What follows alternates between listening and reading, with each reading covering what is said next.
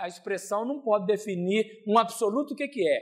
Ela tem uma gama, não é, de variações, onde não elimina a pessoa da vida. A pessoa pode continuar vivendo, os tratamentos hoje são adequados, não é? Nós encontramos a mente brilhante, ganhando o prêmio Nobel, nós encontramos várias personalidades conseguindo viver uma vida mesmo com uma manifestação que poderia e limitava um tanto de algumas expressões. Mas é preciso ter coragem de encarar, é preciso não ter medo, não é?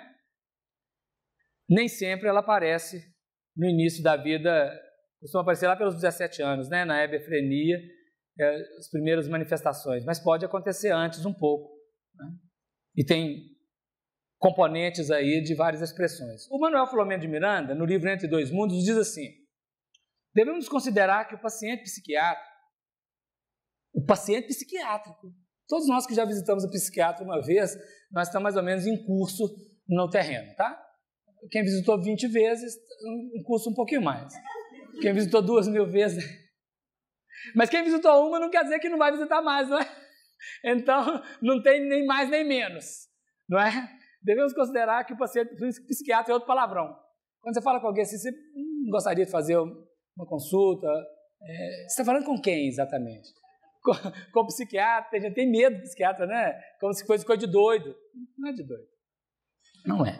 Devemos considerar que o paciente psiquiatra é normalmente alguém que se utilizou, olha, esse é o problema, né, gente? Da inteligência e do sentimento mental na psiquiatria, da esquizofrenia, e na emoção, da depressão e da ansiedade. E do sentimento, com muita falta de responsabilidade. Tratar pessoas como coisas, né? A mentira, as lesões, né? Lesando os núcleos perispirituais que plasmam no cérebro carnal as necessidades de reparação. Isso é interferência do mundo espiritual, dizendo o que está por detrás, quais são as fundamentações para gerar um fenômeno desse tipo. Então, nas vidas onde nós aprendemos, Emmanuel tem uma frase, quando a gente estuda lá a orientação, granjeai amigos com a riqueza da iniquidade. Mas, gente, o que Jesus está mandando a gente granjear amigo com a riqueza da iniquidade? Meu Deus, o que é isso? E aí Emmanuel vai falar assim, não tem nenhuma riqueza na terra que é honesta. Todas as riquezas da terra são por furto, por roubo. Lá atrás foi começado, né? Aí fala, mas eu herdei. Nosso herdeiro não está legitimado dentro do processo, não. E a herança é um depósito que a vida nos coloca para que a gente possa dar um destino, granjeando amigo com aquela riqueza que muitas vezes foi iníqua no passado, até mesmo por nós. Então nós estamos na Terra para filtrar, qualificar todas as experiências ancestrais nossas e do nosso grupo, porque estamos inseridos, não é? Tem um texto do André Luiz, em que uma determinada pessoa, parece que é no Derivação e Reação, ele conspurcou muita coisa, fez muita coisa errada e tal, mas aí a esposa está dialogando com o filho, dizendo da atuação inadequada do esposo, dizendo assim, nós nos beneficiamos de toda esta mazela, porque ele roubou, matou os irmãos, né? Para ficar com a herança sozinho, matou os irmãos, chamou os irmãos para pescar e balançou o barco, matou 2 irmãos de uma vez no rio. Não é mesmo? Então, ali o que acontece? Nós beneficiamos do dinheiro dele. Então, nós precisamos dar uma resposta. Então, alguém que beneficiou-se do outro que fez errado, ele não é cúmplice do processo, nem sabia, mas ele é corresponsável diante da vida para auxiliar a transformação de quem caiu nesse dédalo do erro. São experiências. E muitas vezes, num caso mais complexo, né, a esquizofrenia chega à psicose, chega para poder reajustar a inteligência, né? Reajustar a nossa inteligência. E nós colocamos esse aqui sem entrar lá no tratamento, vamos falar um pouquinho assim da doença mental mesmo, né, orgânica, mas que são componentes paralelos a essas manifestações, né? Continuando aqui no livro Encontros com a Paz e a Saúde, da Joana de Ângeles. Em qualquer hipótese, porém, em que seja examinado, o paciente esquizofrênico é um espírito que perdeu o endereço de si mesmo. Como que cura? Reencontrando consigo mesmo. Quanto tempo? No processo da vida. Em várias vidas, talvez. A terapêutica de remédio, ela estabiliza.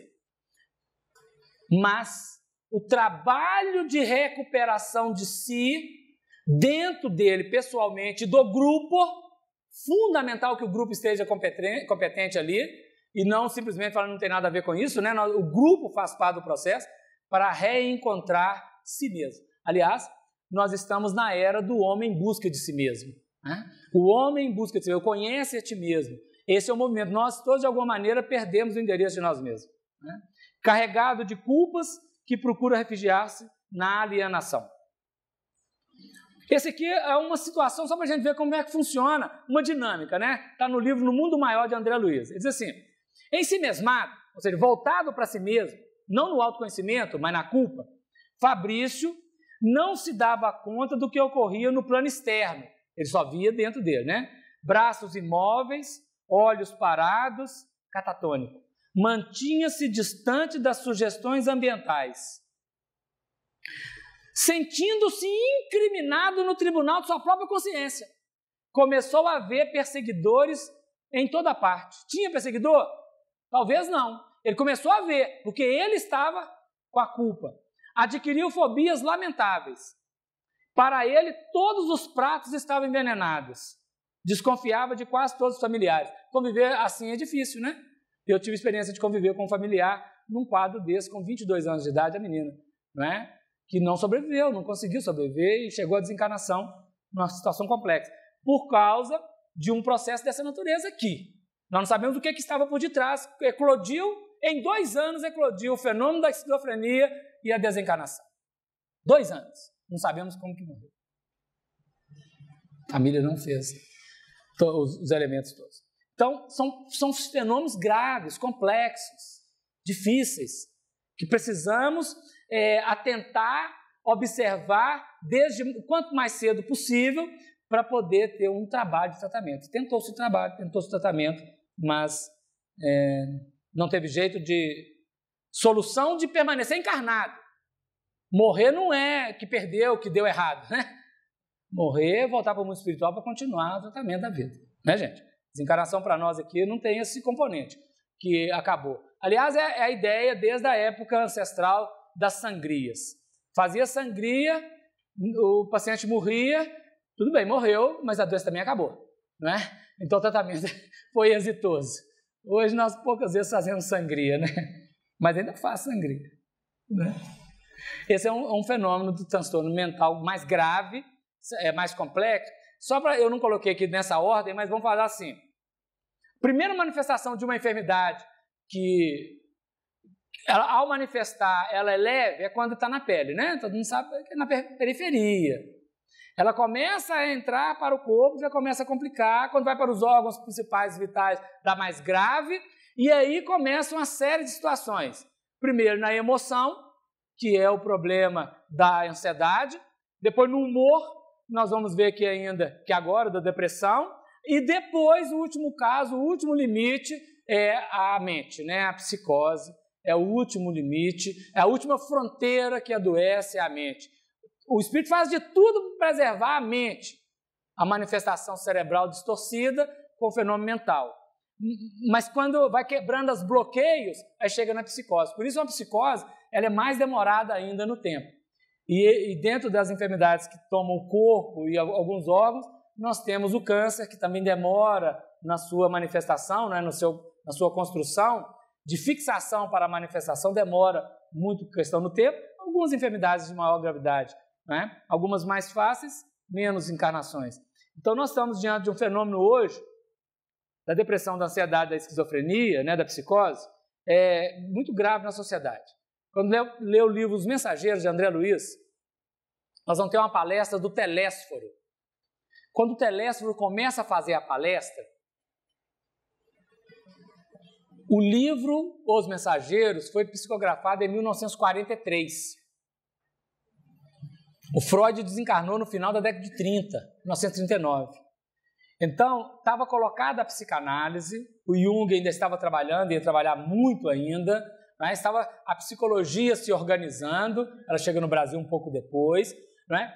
E o espírito Telésforo, ele começa a fazer uma análise da experiência humana E ele considera o seguinte, vai ter o fenômeno da guerra, estava em curso, a guerra termina, mais 2 anos a guerra termina, e depois da Segunda Guerra Mundial, há um movimento planetário de uma encarnação em massa de espíritos.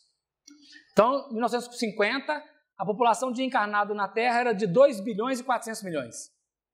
Em 2000, 50 anos depois, a população de encarnado era de 6 bilhões e 400 milhões, ou seja, nós triplicamos a densidade demográfica, mesmo tendo morrido muita gente nesse período de 50 anos, e mesmo com toda a pílula, com todo o preservativo que é dessa época, não é?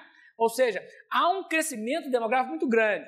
Então, o que ele está considerando lá? Ele não fala assim com essas palavras todas, nós temos que buscar.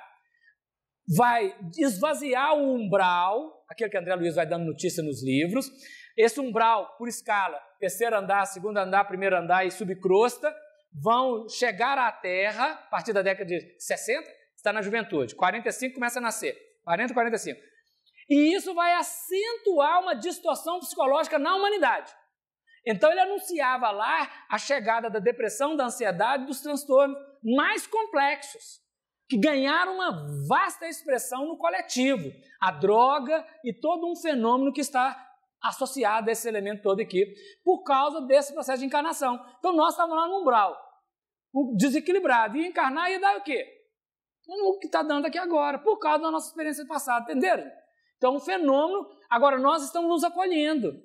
O amor, ele pode curar a ferida. O amor ajuda a cicatrizar. A relação, o amor é alimento da alma. É sol, respiração, amor.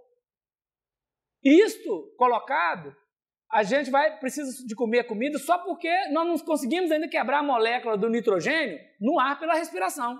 Precisa de comida. Mas o dia que nós aprendemos do perispírito para o corpo a ter um órgão para quebrar a molécula do nitrogênio, não precisa mais comer, não. Porque o problema da euforia alimentar é o nitrogênio, que a gente come esse tanto de coisa por causa do nitrogênio. Está no próprio livro Os Mensageiros essa informação. Então, treinando a respiração, nós vamos criar mecanismo de apropriar do nitrogênio pela respiração. E aí, nós respiramos 1.000 litros, 1.000 litros de nitrogênio por dia. Aí o Espírito diz assim, André Luiz, se a gente fixasse 10 gramas, não precisaríamos comer. 10 gramas. 1.000 litros é respirado, entra e sai, 1.000 litros. Aliás, entra 1.000 e sai 1.002. Vamos entrar na depressão. Definição, né? O ato ou efeito de deprimir. Depressão, está debaixo de uma pressão gigante, né? É um estado de desencorajamento, de perda de interesse. É um abatimento moral, uma tristeza, melancolia, está no âmbito da emoção natural tristeza quando ela adoece. A tristeza é uma emoção natural, mas quando ela azeda, quando ela adoece, ela cai na melancolia, na tristeza vital, na depressão, são elementos dessa natureza, né? Está no transtorno do humor. Só para a gente ter alguns dados aqui do nosso irmão Francisco Cajazeiro, está no livro dele, Depressão, Doença da Alma. Atinge cerca de 15 a 20% da população, altíssimo, né? Mundial. E é cada vez mais diagnosticado em todo o mundo, abrangendo todas as camadas sociais, não é privilégio de A ou de B. Não é? Desse 15 a 20%, o problema incide preferencialmente entre adultos jovens e de meia idade, com maior prevalência no sexo feminino, 2 por 1. Então, a cada 2 mulheres, um homem. Cada um homem, 2 mulheres. Porém, olha a complexidade aqui. Cerca de 15% dos seus portadores cometem suicídio. Esse é o grande problema da depressão. Um dos grandes, né? O suicídio. Nós vencemos agora o setembro do suicídio, né? Da prevenção do suicídio, que tem cada dia mais aumentado na coletividade, principalmente no ambiente jovem. Entre 14 e 19 anos, é o segundo item de maior causa de morte no mundo, o suicídio. E a depressão, ela é avassaladora, geradora desse processo. Os pacientes do sexo masculino suicidam-se mais, em proporção de 4 por 1. Então, quer dizer, nós temos 2 mulheres e um homem. Mas o homem, desses homens, 4 por 1, eles suicidam, né? Em relação às mulheres. O masculino suicida mais em proporção de 4 por 1. Ou seja, é muito alta a taxa de morte, suicídio, depressão no homem. Não dá conta de lidar com o humor. Não dá conta de lidar com ele próprio. O homem foi programado para ser uma máquina de vencer. E a depressão é uma expressão aparente de uma derrota moral. E ninguém aguenta lidar com a derrota. E aí a tristeza, a frustração e o suicídio. Grave, é uma situação grave, gravíssima. Uma pandemia, né, dentro da nossa sociedade atual, esses processos todos. Né? Precisamos trabalhar os componentes aí. A doença depressiva é responsável por pelo menos metade dos casos de suicídio. Né? Aí agora é uma outra estatística, né? Metade dos casos de suicídio, está falando só a questão do homem, de 40% a 60% registrado a doença depressiva. Está ali. E ela não aparece, gente. Não aparece. Porque depressão não é só o fenômeno da pessoa estar acamada, deitada, paralisada, abatida. Não. Pode mascarar no sorriso. Pode. A pessoa pode estar aparentemente alegre, sorrindo, brincando, conversando, passeando. Ela está numa fase, né, excitada, uma fase de mania, mas está numa depressão. O transtorno bipolar está dentro do componente da depressão. Está dentro do item. Mas não precisa ser exatamente um transtorno bipolar. Ela pode ter a variação do humor dentro da depressão e da mania. Aparentemente está bem, a família não detecta e tem uma ideia. Porque durante um período de tempo, eu não sei se está assim agora. Quem estudava com a Nereida Fontes, na leitura corporal, dizia que o apendicite, quando ele estoura, né, o apêndice quando aparece, tem ali algum conflito com a vida, um desejo consciente de morte, uma tentativa de sair da vida, uma não coragem do ato e um processo assim. Eu li aquilo, tive apendicite, com 17 anos, não é possível. 17 anos eu queria ganhar o mundo. Aí eu fui fazer uma avaliação honesta. Avaliação sem medo é perigosa. Foi o pior ano da minha vida. Foi o ano que eu quis morrer, mas não quis mostrar para ninguém que queria morrer. Né? Que a gente não quer mostrar que quer morrer. Mas foi um ano complexo, de muitas perdas, muito difícil mesmo, em vários níveis.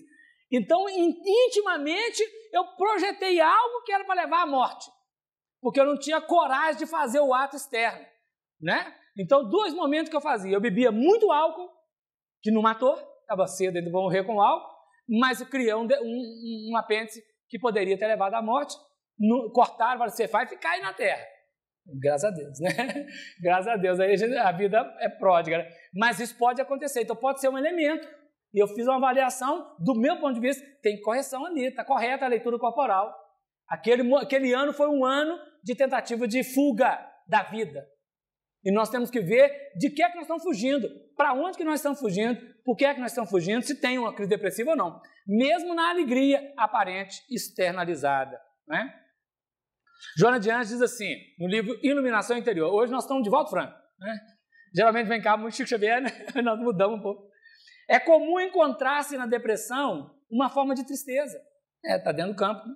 Porém doentia, irresistível, sem causa que a justifique, né? Não precisa ter causa, igual nós falamos aqui agora. A depressão é, por isso mesmo, perigosa, porque pode apresentar-se sutil, mascarada, agravando-se na sucessão do tempo, ou surgindo em um surto perturbador de graves consequências. Ela pode ir crescendo aos pouquinhos, ou ela pode irromper de uma vez, né? Assustando a família, e em família, muitas vezes ainda há um preconceito a alguém que manifesta depressão. Nós achamos que não é depressão, não é?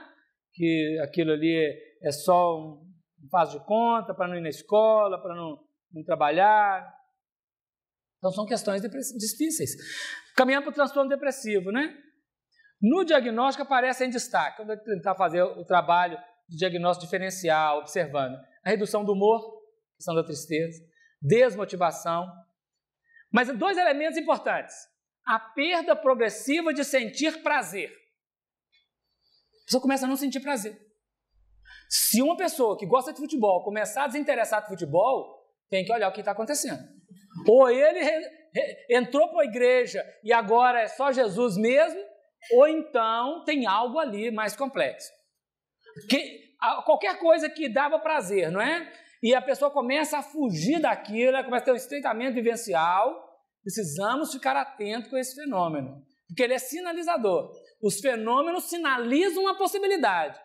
E aí nós vamos olhar, e pode ser que confirme, né? Ou mesmo a perda da capacidade de sentir prazer, que chama anedonia, né? Então a perda progressiva de sentir, ou mesmo a perda da capacidade de sentir prazer. Aí já ficou mais grave.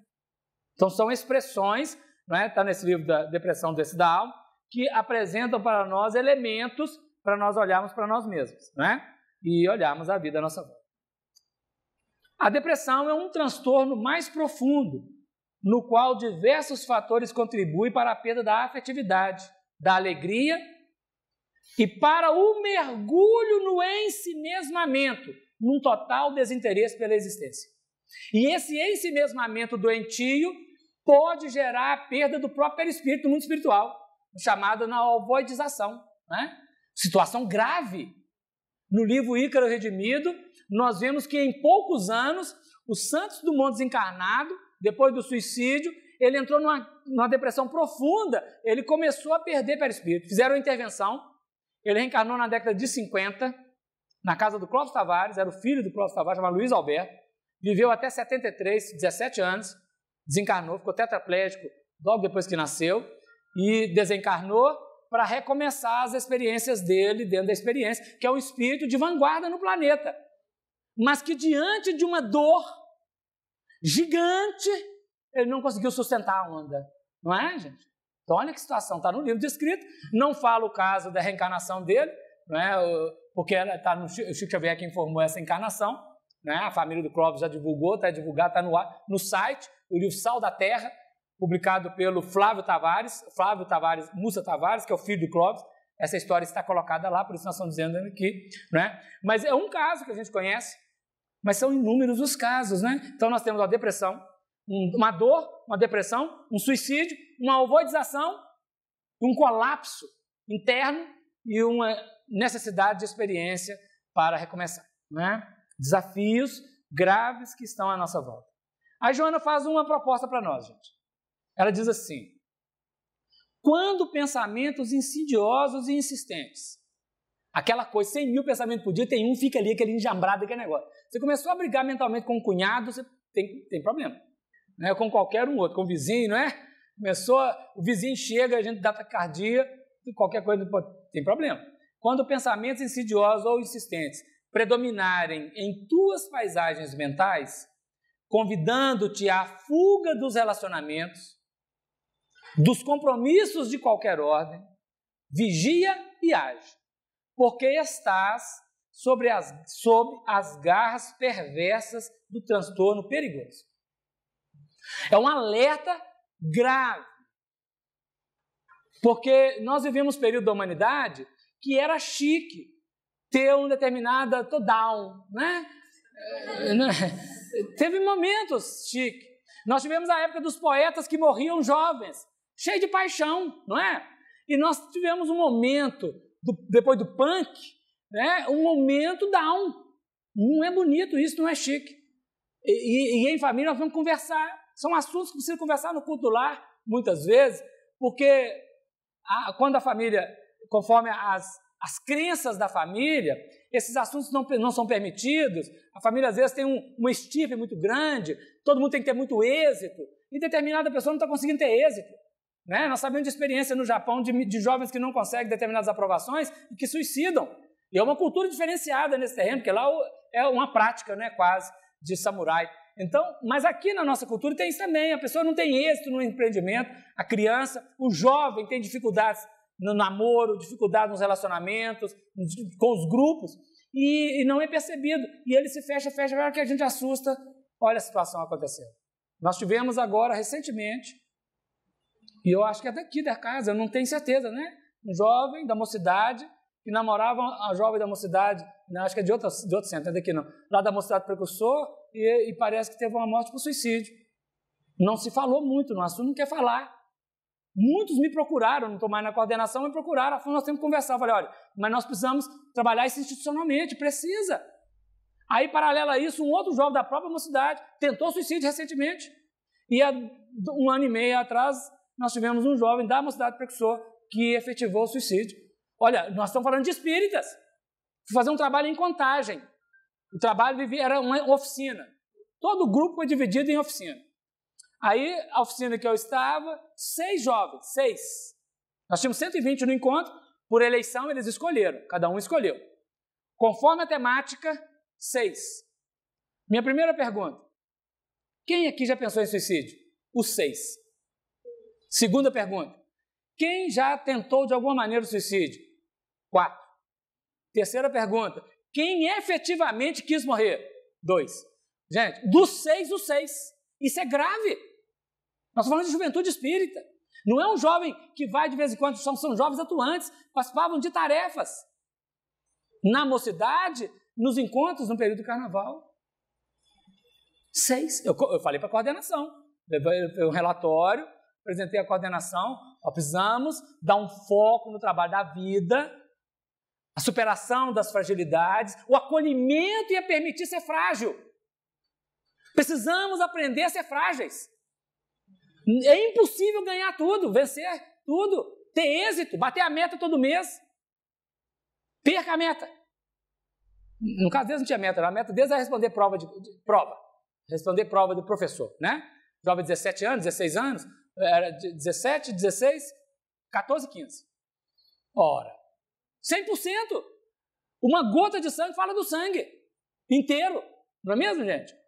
Então, olha a situação, nós estamos aqui do lado nosso, é Belo Horizonte, Contagem, né? É Belo Horizonte, mas está no universo, nós estamos diante desse fenômeno. Precisamos acolher, escutar, deixar falar. Nós temos muitas verdades para oferecer às pessoas, e os jovens principalmente, mas é preciso deixá-los falar das verdades deles, né?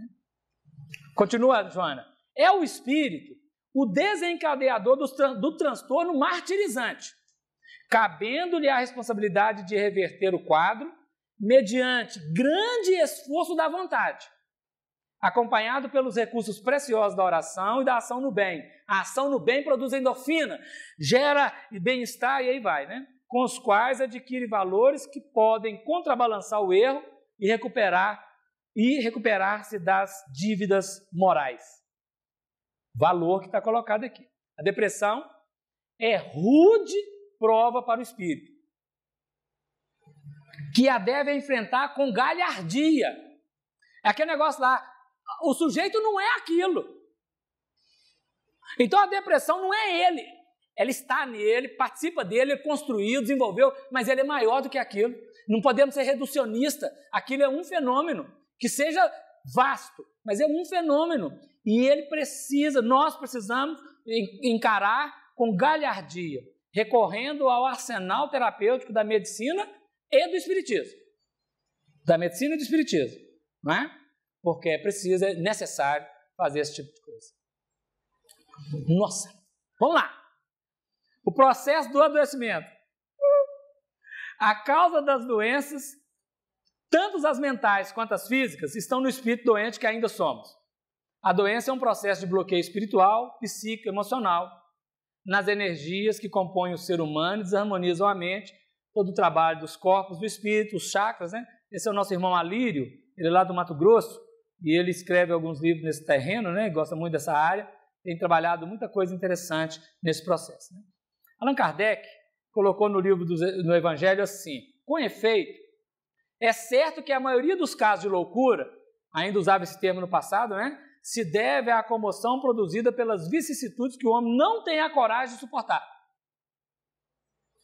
Uma derrota, um fracasso, uma perda, não é mesmo? Leva a um quadro desse tipo, de uma fuga dele próprio, de uma fuga do seu próprio sistema. Aqui como é que funciona? O ego, emoção fundamental do ego é o medo, aprendido no vegetal, o medo, né? Emoção fundante. Emoção tudo é natural. Tristeza, colocamos aqui só 3, né?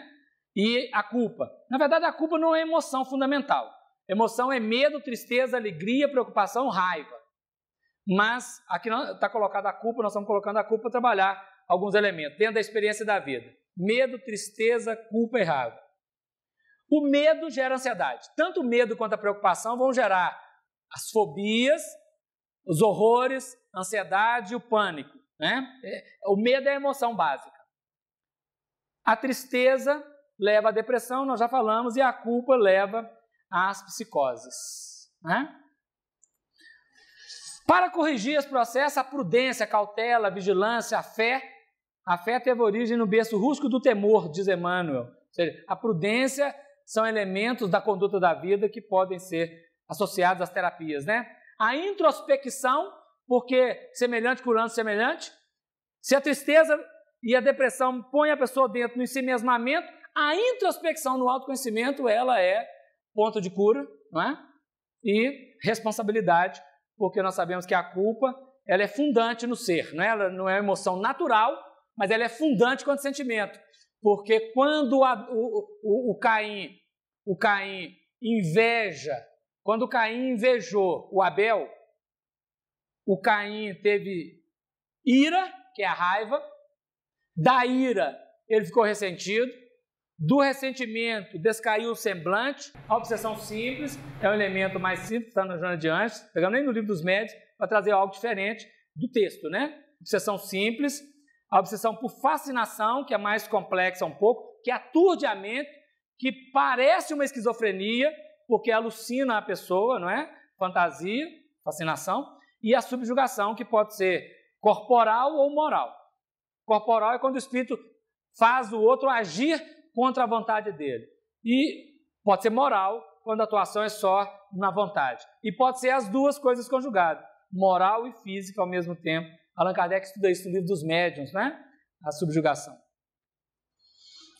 Interface entre transtorno mental e obsessão. Esse distúrbio da obsessão difere bastante daqueles de natureza orgânica que produzem a loucura. Os de natureza orgânica, a idiotia, não é? Aquilo que é orgânico. Não das enfermidades, aquelas endógenas, chamada funcional, uma esquizofrenia funcional, que não tem causa orgânica. Ela tem, logicamente, a campanha da obsessão, né? Em todos os casos, porém, encontram-se enfermos aqueles que estão reencarnados, endividados perante as leis cósmicas, em processo de grave provação dolorosa ou expiação reeducativa. Está no livro Reencontros com a Vida, de Manuel Filomeno de Miranda. Na obsessão, encontra-se atuante um agente espiritual que se faz responsável pelo transtorno reversível. Na obsessão, pode reverter o quadro. No entanto, nos casos em que o ser renasce sob o estigma da idiotia ou chancelado por fatores que propiciam a loucura, de natureza orgânica, né? Os seus débitos e gravames são de tal natureza grave que imprimiram no corpo o látego e o presídio necessários para a sua renovação moral. Nós não falamos de nenhum deles anteriormente, está só citando agora. Esse não tem reversão, mas as doenças funcionais têm reversão, pode, pelo menos de estabilização, não é? E pode reverter dentro do tempo, né? Allan Kardec falando sobre obsessão e transtorno mental. Quando é mau o espírito possessor, ele usa o termo possessão na Gênese, não usou no Livro dos Espíritos, mas voltou para ele na Gênese, falo por maldade para com o obsediado, a quem tortura e martiriza de todas as formas, indo ao extremo de exterminar, de tentar exterminar. São numerosos os fatos desse gênero, em diferentes graus de intensidade, e não derivam de outra causa muitos casos de loucura. Então, Kardec, o que ele está falando? Existem processos de aproximação, né? Mas eu quero pegar aqui uma frase dele, olha quanta coisa. Está aqui no trabalho do Ricardo, se alguém quiser, o Ricardo vai passar isso aqui, né? Na questão 474 do Livro dos Espíritos, Kardec nos chama para um trabalho de aferição. Muitos epiléticos e loucos têm sido tomados por possessos. Necessitam mais de médico do que de exorcismo.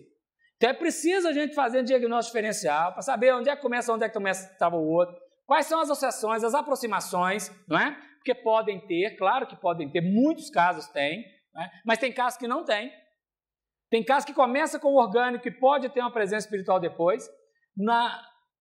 Lá no Espírito Santo, na década de 70, o Palhano Júnior, ele montou com a Associação Médica Espírita do Espírito Santo e o Hospital Psiquiátrico do Espírito Santo, eles montaram uma equipe de pesquisa para todos os que estavam internos naquele hospital, né, internados lá como doenças mentais, o grau de comprometimento espiritual que havia.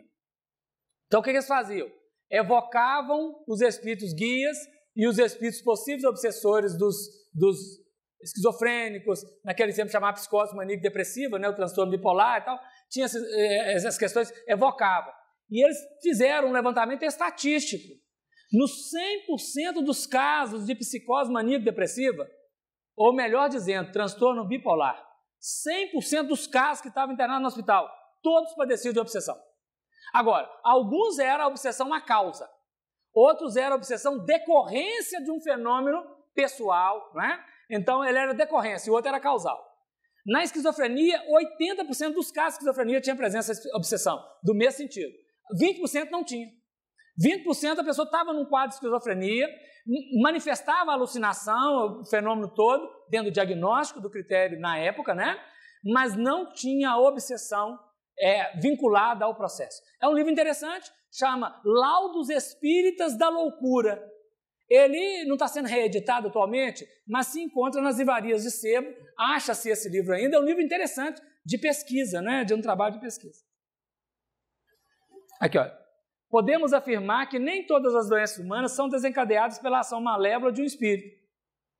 Contudo, nas doenças psiquiátricas, há sempre um processo obsessivo, pois a condição mental da doença abre fendas que vão propiciar a entrada em sintonia do encarnado com o plano inferior, determinando o aparecimento da obsessão. Isso é o Dr. Roberto Luz colocando. Mas nós já vimos que existem casos que não tem a obsessão exatamente ali configurada. Ela pode ter estado por um momento, mas ela talvez não seja a causa total. Mas tem um componente, né? Tá no livro do Roberto Luz. Aqui é a terapêutica, tá?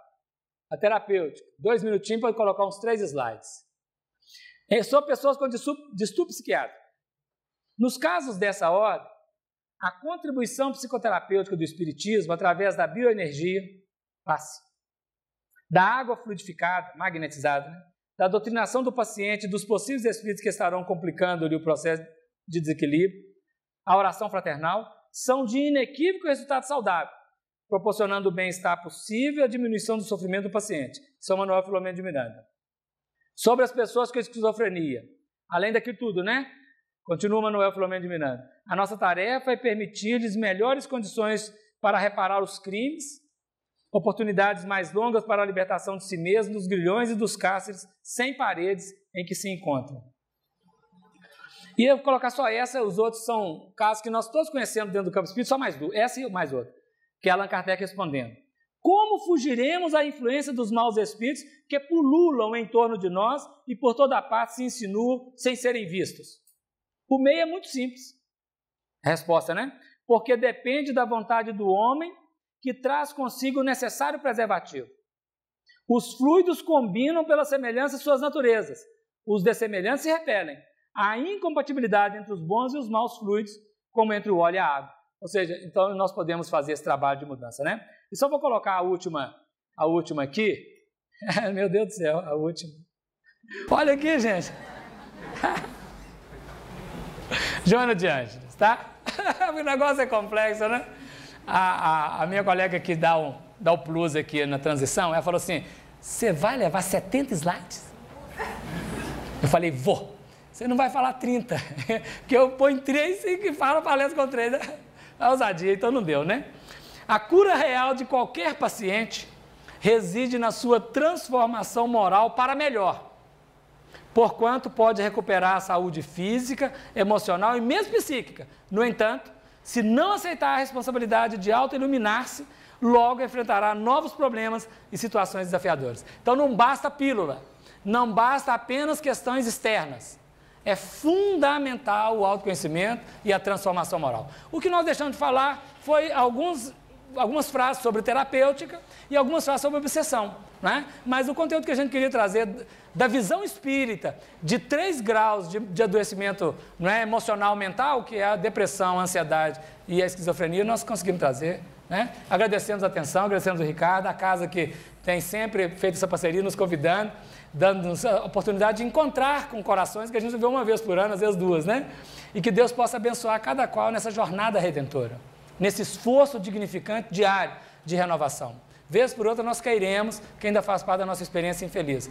Porém, nós prosseguimos para o alvo, e o alvo é Deus, com Jesus nos levando até Deus, né? Muita paz e muito obrigado por todos, tá? Deus abençoe.